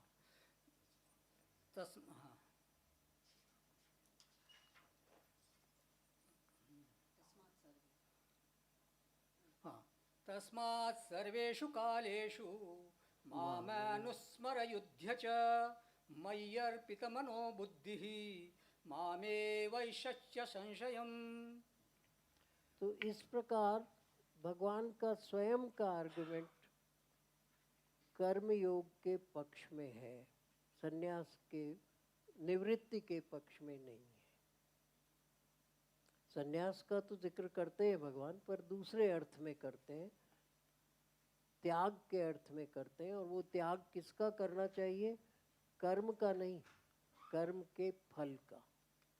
और वही बात अभी अभी आपने सुनी, कर्मण्येवाधिकारस्ते। इसके नीचे जो यहाँ पर हाथ की लिखाई है वो आचार्य श्री के हाथ की लिखाई है, और ये इसका अर्थ वो है जो शंकराचार्य जी ने दिया है।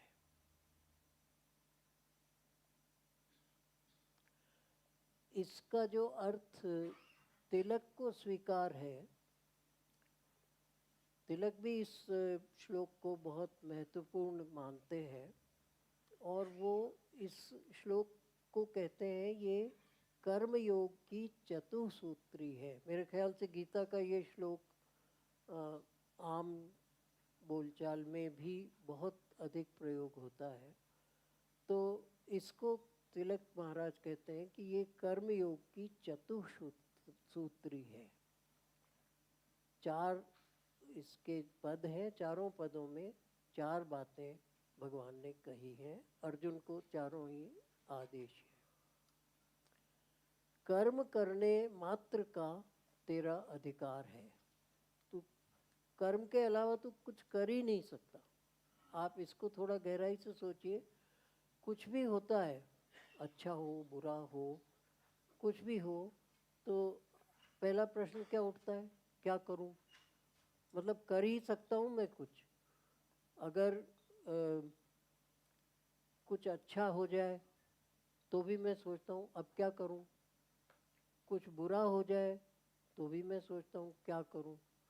तो करने के अलावा हम और कुछ कर ही नहीं सकते। इस सेंटेंस से ही अपने आप इसका अर्थ मिल रहा है कि हम करने के अलावा कुछ कर ही नहीं सकते। तो उस करने का फल क्या होगा उस पे मेरा कोई अधिकार नहीं है। फल में तेरा अधिकार नहीं है। माँ फलेषु कदाचन। कर्म फल का हेतु मत बन, माँ कर्म फल हेतुर्भू। हेतु कारण को भी कहते हैं, लेकिन हेतु एक औजार को भी कहते हैं, टूल को। Don't become a tool of your actions, sorry of your fruits. जो कर्म फल है उसका हेतु मत बन।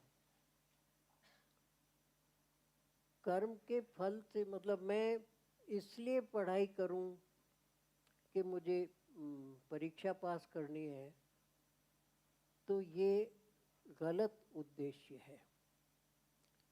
मैं इसलिए पढ़ाई करूं कि मुझे पढ़ना मेरा कर्तव्य है, तो मेरा पढ़ना सफल है। उसमें मैं पास होऊंगा या फेल होऊंगा वो मेरी मेहनत पे डिपेंड करता है। और कर्म छोड़ने का आग्रह न कर। कर्म को छोड़ना नहीं है, कर्म तो करते ही रहना है। अब ये आगे भगवान इस पर 2 अध्याय लगा के स्पष्ट करते हैं कि कर्म करना ज़रूरी है और कर्म को छोड़ना नहीं है।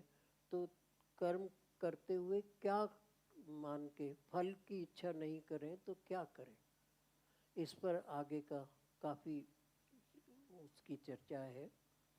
तो ये 4 सूत्र जो इस श्लोक से निकलते हैं ये कर्म योग के लिए बहुत महत्वपूर्ण है। और यहाँ हम नहीं कह सकते, जब हम निवृत्ति की बात करते हैं तो फिर ये जो चौथा पद है कि कर्म छोड़ने का आग्रह मत कर, उसको फिर हमको खींचतान करके और ये अर्थ करना पड़ता है कि यज्ञ तो करो ही, दान तो करो ही, इस तरह की तपस्या तो करो ही।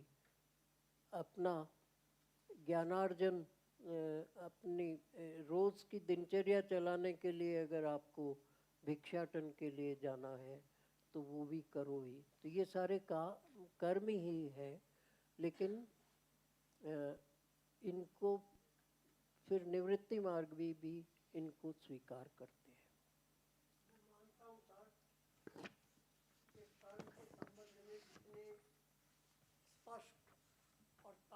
ढंग से वक्ता ने प्रतिपादित किया है, हम सबका कर्तव्य बनता है कि उनका अभिनंदन करें।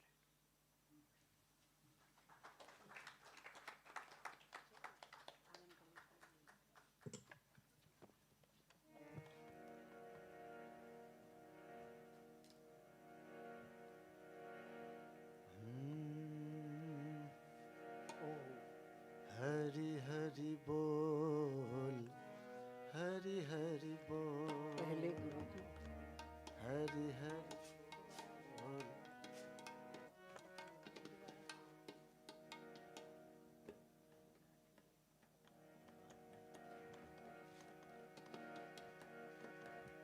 हरि हरि बोल, हरि हरि बोल, राम राम बोल, कृष्ण कृष्ण बोल, हरि हरि बोल, हरि हरि बोल। हरि हरि बोल, हरि हरि बोल, हरि हरि बोल, हरि हरि बोल। हरि हरि बोल, हरि हरि बोल। गोविंद माधव, गोविंद माधव, गोविंद माधव, गोविंद माधव, कृष्ण मुरारी, गोविंद माधव, कृष्ण मुरारी, नटवर नागर गिरवर धारी, नटवर नागर गिरवर धारी। नाम का अमृत तू पीनित घोल, नाम अमृत तू पीनित घोल, हरि हरि बोल, हरि हरि बोल, हरि हरि बोल, हरि हरि बोल। हरि बोल, हरि बोल, हरि बोल, हरि बोल, हरि बोल, हरि बोल, हरि बोल, हरि बोल। राधे गोविंद भजो राधे गोविंद, राधे गोविंद भजो राधे गोविंद, राधे गोविंद भजो राधे गोविंद, राधे गोविंद भजो राधे गोविंद। पप पद गम द ग रे रे सा, राधे गोविंद भजो राधे गोविंद, राधे गोविंद भजो राधे गोविंद। दुनिया है यह गोरख धंधा, दुनिया है यह गोरख धंधा, भेद समझता कोई कोई बंदा, भेद समझता कोई कोई बंदा। दुनिया है यह गोरख धंधा, भेद समझता कोई कोई बंदा। ब्रह्म स्वरूप तराजू तोल, ब्रह्म स्वरूप तराजू तोल, हरि हरि बोल, कृष्ण हरि कृष्ण हरि बोल, कृष्ण कृष्ण बोल, हरि हरि बोल। नाम की महिमा है अनमोल, नाम की महिमा है अनमोल, हरि हरि बोल। वक्ता महोदय से प्रार्थना है, बहुत कहना है आपको और हमें बहुत सुनना है। आप कहते रहेंगे और हम सुनते रहेंगे। थोड़े संक्षेप में उपसंहार कर दें तो हम अध्यक्ष जी को भी सुन पाएं।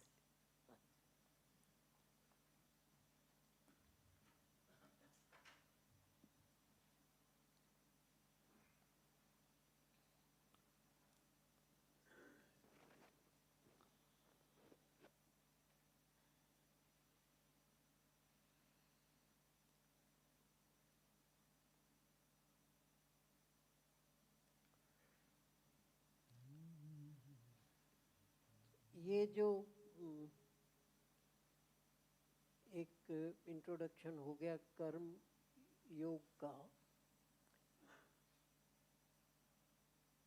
वो उसके बाद से तिलक महाराज ने इस पुस्तक में जहाँ भी योग शब्द आया है उसके साथ ब्रैकेट में या अदरवाइज योग बराबर कर्म योग ये लिखा है। और पूरा इस शास्त्र का नाम भी उन्होंने कर्मयोग शास्त्र ही कहा है। मतलब इसके दोनों नाम हैं, भगवद गीता रहस्य और कर्मयोग शास्त्र। सांख्य को ज्ञान योग के बराबर उन्होंने लिखा है, पर वो कम प्रयोग हुआ है।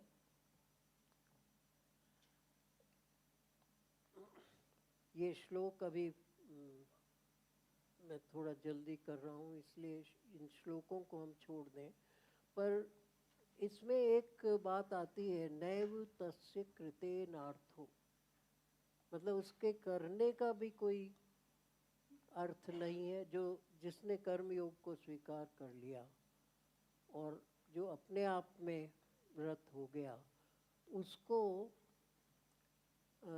करने से भी कोई फर्क नहीं पड़ता और ना कृते नेह कश्चन, अगर नहीं करे तो भी कोई बात नहीं। इस पर एक प्रश्न उठा, यदि करना और न करना एक ही है तो फिर कर्म न करने का ही आग्रह क्यों? करना भी आग्रह हो, करने का भी आग्रह होना चाहिए। अगर करना नहीं करना बराबर है तो न करना श्रेष्ठ कैसे हो गया? ये प्रश्न किसने उठाया? ये भगवान राम ने उठाया है। योग वाशिष्ठ जो ग्रंथ है वहाँ पर ये प्रश्न आया है और ये तिलक महाराज ने पढ़ा उसको और उसको कोट किया है कि यदि करना और न करना एक ही है तो फिर न करने का आग्रह क्यों? उससे फिर कर्मयोग की पुष्टि होती है। एक और बात उन्होंने कही, जो अभी भी आसक्त लोग हैं जिनकी कर्मयोग में उतनी श्रद्धा नहीं है या जो कर्म के साथ लिप्त हो जाते हैं, अनासक्त भाव से जो कर्म नहीं करते हैं, उनसे जब आपका संपर्क हो और आप मान लीजिए कर्मयोगी हैं, तो उनकी हाँ में हाँ मत मिलाओ। मतलब सॉरी, उनकी हाँ में हाँ मिलाओ। जैसे कि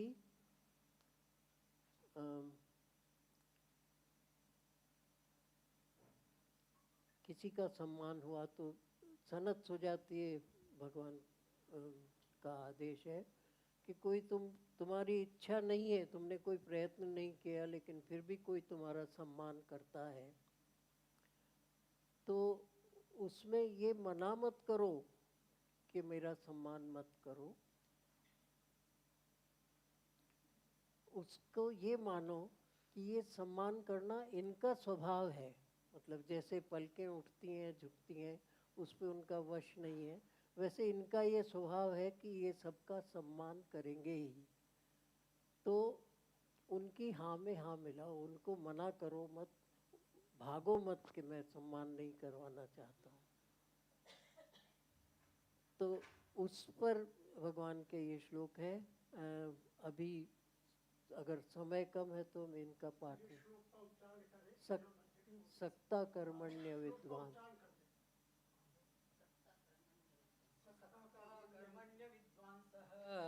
यथा कुर्वन्ति भारत कुर्याद् विद्वान् तथा सक्तः चिकीर्षुर्लोकसङ्ग्रहम् न बुद्धिभेदं जनयेत् अज्ञानां कर्मसङ्गिनां जोषयेत् सर्वकर्माणि विद्वान् युक्तः समाचरन्।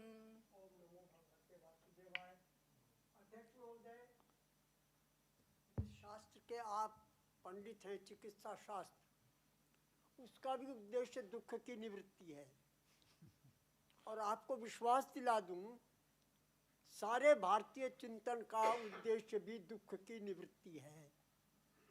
तो आप और हम दोनों एक ही नाव में सवार हैं। दुख त्रयाभिघाता जिज्ञासा तद अपघात के हेतु भारत दर्शन यहाँ से चालू होता है।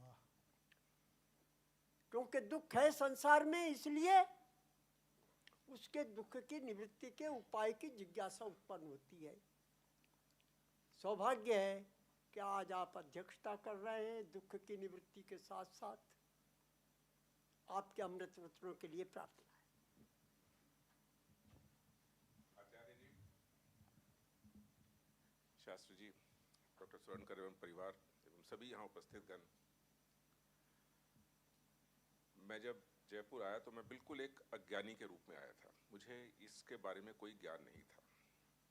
हफ्ता मैं यहाँ बैठा, लेकिन मैं अगर बोलूं कि मेरा अज्ञान बढ़ गया, इसलिए बढ़ गया क्योंकि जो चीज़ें मुझे समझ आई उसके बाद एक जागरूकता हुई, उत्सुकता हुई कि मैं उसमें और जाऊं।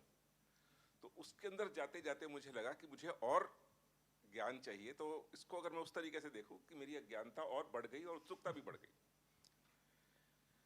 हमारे दो ग्रंथ हुए, रामायण और महाभारत। एक थी आइडियल जिंदगी, एक थी प्रैक्टिकल जिंदगी। प्रैक्टिकल जिंदगी के बारे में हमने, गीता के बारे में हम जो बात कर रहे हैं वो हमारी बात हुई। और बढ़िया चीज क्या हो सकती है, आज तिलक जी के बारे में बात हम तिलक नगर में कर रहे हैं। तिलक जी एक रेवोल्यूशनरी थे। रेवोल्यूशनरी इसलिए कि उन्होंने एक चीज समझी जो कि हो सकता है वो गीता से एग्री करें या ना करें, लेकिन उन्होंने ये कहा कि जहां भी मुझको एक प्रैक्टिकलिटी करनी है, अर्जुन नहीं जाना चाहते थे युद्ध में, उनको कृष्ण जी ने समझाया कि देखो पार्टनर, जो भी है तुम एक जो करने जा रहे हो, एक किसी चीज के लिए जा रहे हो, एक हक के लिए जा रहे हो जिसमें तुम्हारा कोई स्वार्थ नहीं है। यहीं पे आकर के हमारा जो एक युद्ध का एक प्रिंसिपल है, दो आपस में देश लड़ते हैं, उनका आपस में जो योद्धा है उनका कोई स्वार्थ नहीं है, इसीलिए उनको 100 चीजें माफ होती है। अगर वो कुछ कर भी देता है तो उसे वो सजा नहीं होती। आज अभी सर ने बोला कि एक सर्जन होने के नाते तुम्हारा काम है। मैं भी चाकू उठाता हूँ, मैं भी चाकू चलाता हूँ, मैं भी चाकू से काटता हूँ, लेकिन उस चाकू के काटने का एक अलग संदर्भ है। और यही चीज जो थी उस समय तिलक जी ने एक बात गांठ बांधी थी। क्या बांधी थी कि अहिंसा का माध्य चल रहा था उस समय। गांधी जी ने कहा अहिंसा करनी है। अहिंसा ठीक है, लेकिन एब्सोल्यूट अहिंसा हो सकता है उनको लगे कि ये ठीक नहीं है हमारे आज़ादी के लिए।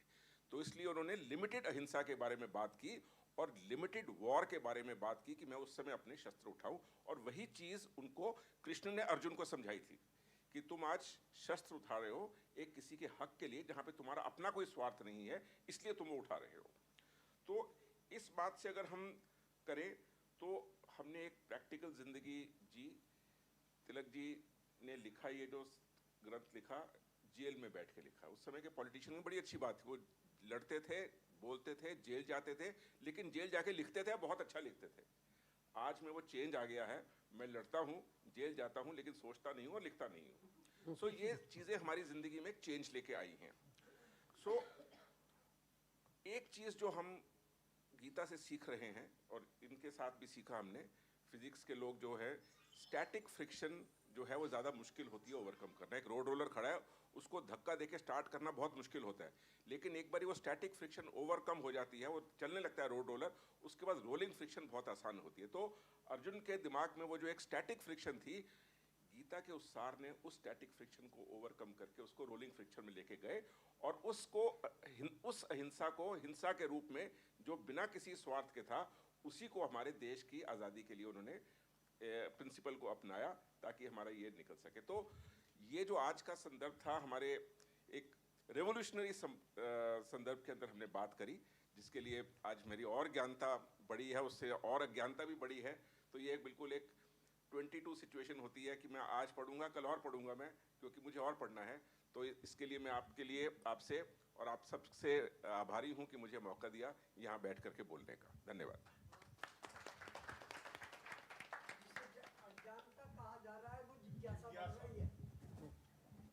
उसका नाम जिज्ञासा बढ़ना है सर। हाँ, और जिज्ञासा तो जीवन भर करनी चाहिए। अब जितना सुंदर वक्तव्य अध्यक्ष का हुआ, उस आनंद की अभिव्यक्ति संगीत के अलावा और माध्यम से हो नहीं सकती।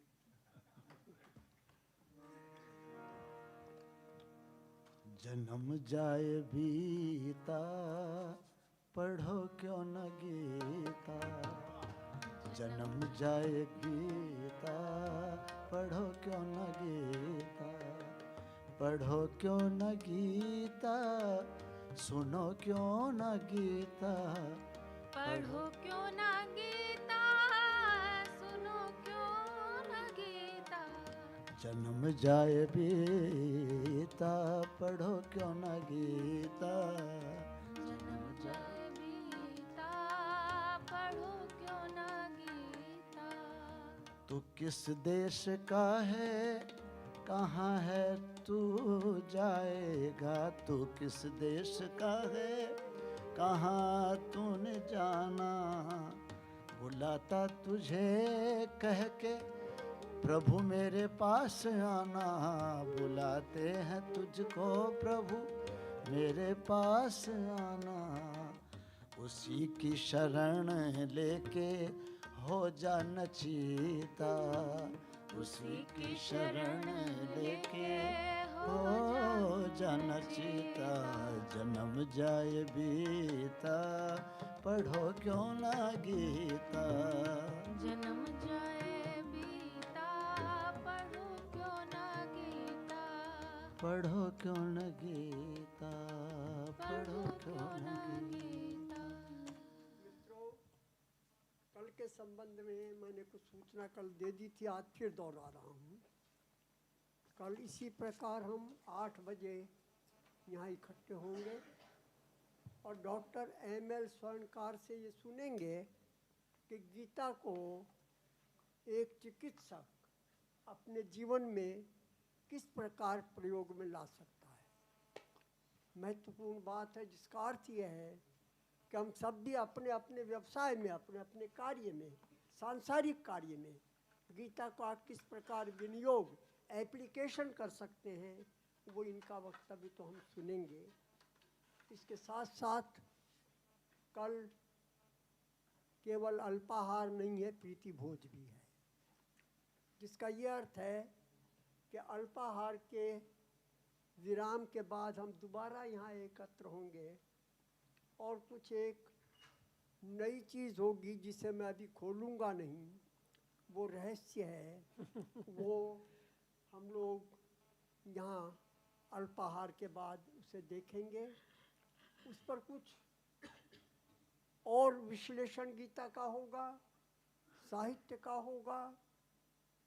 लगभग 1:15 बजे तक हम लोग उसे सुनेंगे और फिर प्रीति भोज होगा। आप लोगों से प्रार्थना है पूरे समय कल समापन के दिन विराजने की कृपा करें। अभी हम लोग प्रसाद के लिए आमंत्रित हैं। सर, कोई और सूचना? प्रसाद के लिए आमंत्रित हैं। संगीत तो आप चालू रखें, प्रसाद के लिए चालू रहेगा।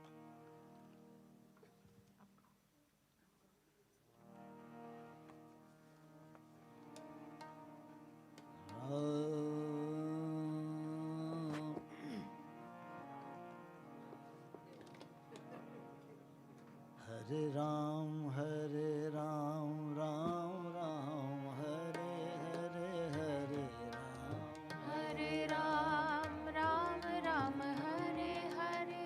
हरे कृष्णा कृष्णा कृष्णा